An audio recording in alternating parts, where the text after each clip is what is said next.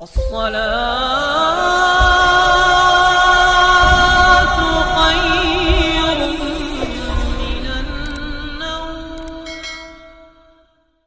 ضروری ہے کہ زندگی ہو، یعنی لین دین کے لیے ضروری ہے کہ زندگی ہو. دینے والا زندہ ہے، لینے والا زندہ ہے تو لین دین ہو سکتا ہے. اور لینے والا مردہ ہے اور دینے والا زندہ ہے تو پھر لے گا کون؟ اس لیے ضروری ہے کہ جو دے وہ بھی زندہ ہو اور جو لے وہ بھی زندہ ہو.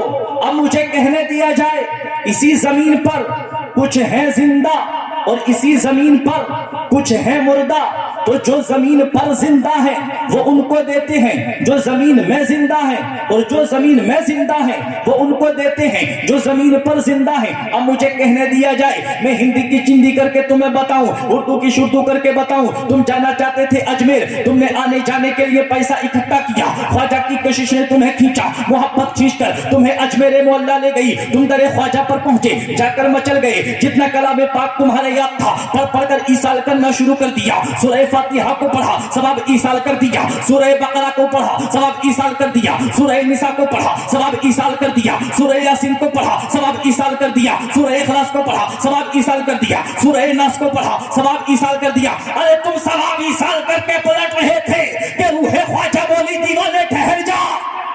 سبحان اللہ، سبحان اللہ، تو کہہ دو سبحان اللہ، سبحان اللہ، سبحان اللہ. خواجہ بولی دیوانے ٹھہر جا. ارے جا کدھر رہا ہے؟ کچھ دے کے جا رہا ہے تو کچھ لے کے بھی تو چلا جا. ثواب دے کے جا رہا ہے، پیسے لے کر چلا جا.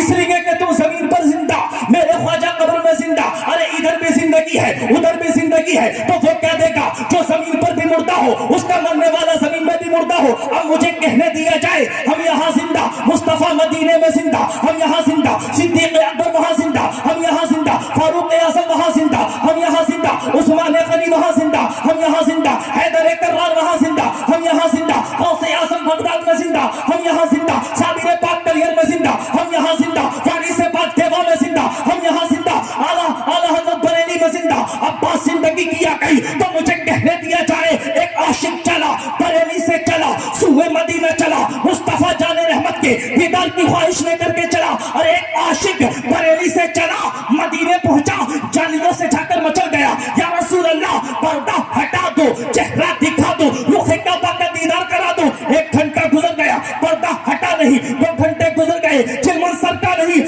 ارے جب 1 دن گزر گیا تو اعلیٰ حضرت نے سرکار کی بارگاہ میں عرض کیا، ارے کوئی کیوں پوچھے تیری بات رضا، تجھ سے کتے ہزار پھرتے ہیں. جب میرے امام نے اتنا کہا تھا پردہ ہٹا، چلمن سرکا، اور جب مصطفیٰ کے جمال جہاں آرا پہ میرے امام کی نظر پڑتی ہے تو عرض کرتا ہے یا رسول اللہ تو زندہ ہے واللہ، تو زندہ ہے واللہ. میرے چشم عالم سے چھپ جا. نعرہ تکبیر، نعرہ رسالت، نعرہ غوثیت، مسلک اعلیٰ حضرت، عشق محبت، عشق محبت. نعرہ تکبیر، نعرہ رسالت. سبحان اللہ، سبحان اللہ. یہ ہے وہ اعلیٰ حضرت جنہوں نے ہمیں بتایا ہے نبی کی محبت کیسے کی جاتی ہے، آل رسول کی تعظیم کیسے کی جاتی ہے، آل رسول کا ادب و احترام دل میں کیسے رکھا جاتا ہے، یہ ہمیں بتایا ہے. اور جب میرے امام نے سیدوں کی تعریف کی ہے ملاحظہ فرمائیں کیسے کی ہے. اعلیٰ حضرت نے اپنے قلم کو اٹھایا اور محبت بھرے قلم کو اٹھا کر نبی کی بارگاہ میں عرض کرتے ہیں یا رسول اللہ صبح طیبہ میں ہوئی بڑھتا ہے بالا نور کا، بولو سبحان اللہ، سبحان اللہ، سبحان اللہ. آپ حضرات کو میں دیکھ رہا ہوں بہت سستی سے کام لے رہے ہیں، اس لیے کہ میں بہت کم وقت میں چلا جاؤں گا. میرے بعد آپ کو بہت اچھا خطاب سننا ہے، اس لیے میں اپنے وقت کو بہت مختصر کر رہا ہوں.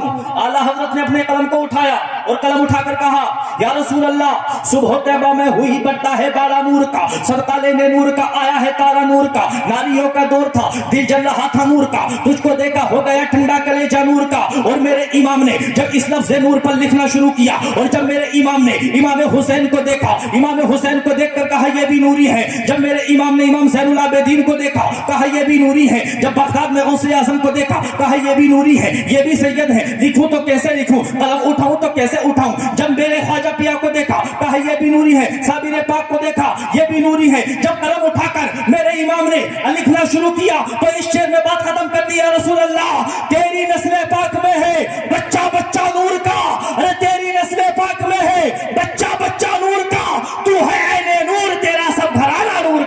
سبحان اللہ نعرہ تکبیر، نعرہ رسالت، نعرہ غوثیت، مسلک اعلیٰ حضرت، نعرہ تکبیر، نعرہ رسالت، سبحان اللہ۔ میں آخری واقعہ بتا کر کے اپنی جگہ لینے کے لیے تیار ہوں، مگر اس واقعے کو بہت توجہ سے سنیں، شادی کا پروگرام ہے، بہت غور سے سنیں اور محبت سے بولیں حق کے سبحان اللہ۔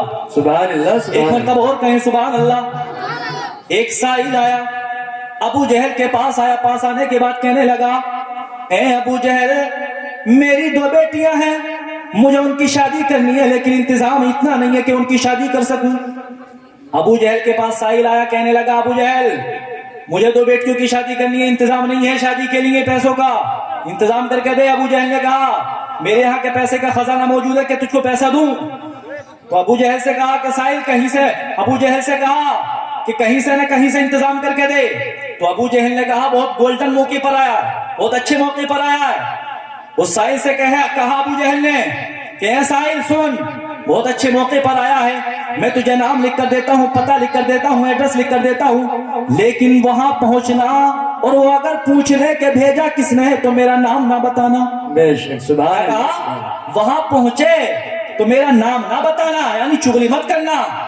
آج کچھ چغل خور اس طرح کے پھر رہے ہیں کہ ادھر کی چغلی ادھر لگا دیتے ہیں، اور یہ چغلی اتنی بڑی بیماری ہے، لوگوں توجہ سے سننا، کہ یہی دل توڑتی ہے۔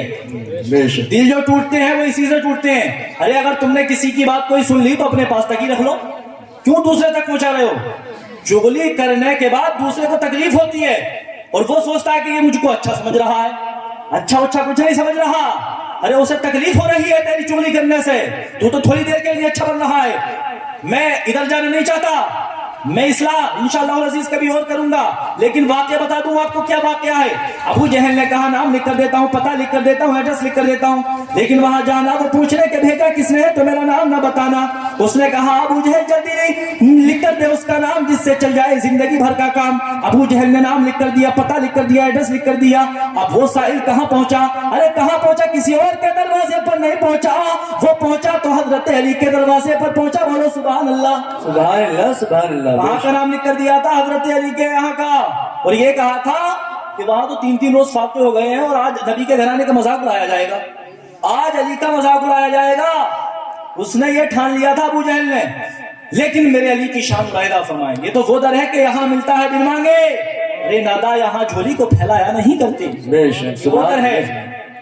اب جیسے ہی وہ سائل حضرت علی کی بارگاہ میں پہنچا، پہنچنے کے بعد دستک دی، کنڈی ہلائی، میرے مولا کائنات اندر سے باہر آئے، اور جیسے ہی اس سائل نے حضرت علی کو دیکھا، دیکھنے کے بعد کہا او علی تم سلامت رہو، تمہارا گھر سلامت رہے، تمہاری ملکیت سلامت رہے، تمہاری بلڈنگ سلامت رہے، اور عرب کے سب سے بڑے رئیس، کیا کہا؟